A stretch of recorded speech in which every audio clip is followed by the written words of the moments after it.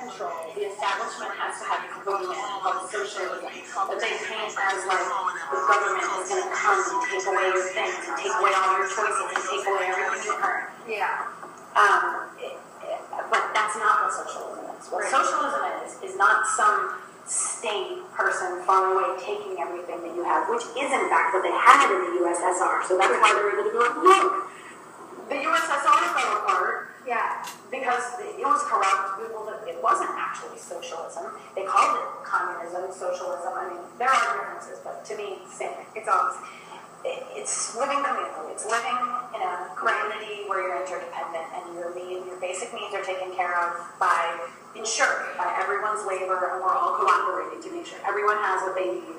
And we're able to accomplish things, but they're all in some way for the greater good. And so it's all this cooperating, they're cast out of the society. Well, I would say they're like helped, and there are mechanisms for like healing people and doing like talking about like it's a process for like how do you fit into society. But within that framework, there wouldn't be so many people that need to be dealt with because everybody would have their role. Like everybody would be accepted for who they are, and there's some role for how they can contribute within a genuinely communal framework. Right. So they need to have this boogeyman of like, socialism means the government's going to come take your stuff. And the answer is not for the government to regulate everything. The answer is no government and no taxes. Even though the government that we have and the tax system that we have and the child support and all the rest of it is already so corrupt. Yes. Well, they're not actually seeing the benefits from it. They don't want to form they're totally enslaved and totally brainwashed. That's what we have. But the concept of it, and what they say is, you don't want socialism. You don't even want democracy. You don't even want the government to take your stuff for that. They'll agree with you in the end. So they'll say you're absolutely right. The government is screwed up, and these are, right. But their answer is to have no government. The right answer should be that the market should just regulate everything. Well, they're going to point the finger at the Democratic politicians. I mean, they're always pointing the finger at somebody. They're always pointing the finger at the buck and not talk about the real issue. So how do you approach them? You have to talk about the real issue and talk about what we're really talking about here. So like not getting off with their stupid talking points and actually like address history and address power and address what has happened in different countries and different economies and how people are really living and have been living, how changes are made, what resistance really is, and how power that's oppressive is brought down by solidarity, and there's no other way.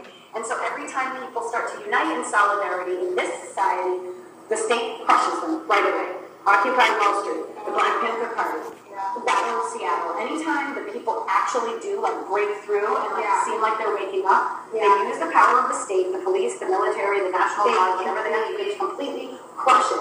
They simultaneously will wage a propaganda war to keep the people suppressed through the media, by making you feel powerless, by making you feel overwhelmed, by making you feel isolated, like you need these things and you're not safe, and people are being murdered, and you just never know, and people might be crazy, and people can never figure out how to run their own society. Oh no, we can never do that. But your ideas are really revolutionary. So it's like it's the entire picture explained to you, and we've all known all along, but then putting it into our own strain of thoughts and being able to then form opinions off of it is really difficult because there are so many. We don't see it yet. We live in a world that's so different from how we should. It's hard to get all this information. You have to, and you've got it. We are living in exile. We live in exile here in this society. We're living in hell. We are in a hell that is an exile from our human spirit, from our mother earth. We're disconnected from our own natural selves, from our own natural cycles and instincts and connections and community. And we don't realize it at all because we're not conscientious of ourselves. We have no presence. We're brainwashed. We're held in place because our labor powers the existence. And we don't see really far. I'm not saying it's far-fetched, I'm saying that people would say that it's far-fetched. Yes. No, you should talk in the form of other people's opinions, and it's almost to challenge people to see how they would react. But once you told me that you're gathering your arguments for the bozos out there, it became so much less defensive and so much more educational in my tone. Did you notice that? I was like, why are you so stupid? I do that all the time, and people get really frustrated. Yeah, I'm like, no, you're better than that. Come on. You didn't always say that. Oh man, well, good to know. It's a really good piece of information. What was it saying though? My gift is that I wake up with that clear first thing in the morning. That's my first reality. Before I step into this fucked up world and go, oh God, I forgot this is where I live. But it's a gift and it's a curse. Before I found ways to channel this energy, it's a curse because it just makes me feel overwhelmed and crazy. I have crazy prophetic dreams and I feel nuts.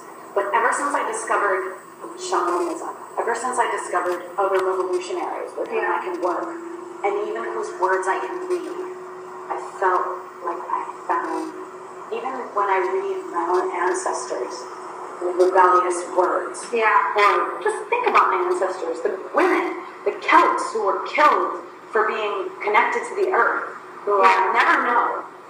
But I think about them, their spirits are with me.